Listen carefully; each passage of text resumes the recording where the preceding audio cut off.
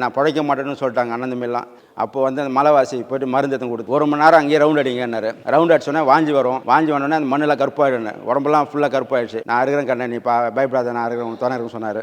அதே மாதிரி சமாதி ஆகும்போது 1:45 என் மாரில் தான் சாஞ்சி 1:45 சமாதி ஆனார்.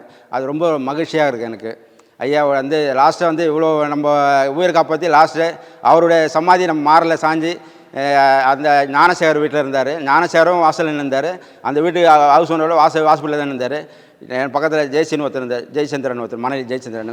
நாங்கள் 2 பேரும் தான் பிடிச்சி நானும் ஞானசேகரும் பிடிச்சி உட்கார வைக்கிறோம். நான் மாரில் ஐயா வந்து வெளியே சாப்பிட்ணுங்கிறாங்க. சாப்பிட்னு இருக்கும்போது வந்துட்டு இது மாதிரி பார்த்துட்டு எல்லோரும் பார்த்துட்டு ஒரு ரவுண்டு பார்த்துட்டு போகிறாரு. ஐயா போகும்போது தாயங்கினார். எல்லாம் போய் கையை பிடிச்சி மேலே போய் மாரில் கட்டில் இருந்தது. அந்த கட்டில் உட்காரும்போது மாரில் சாஞ்சார்.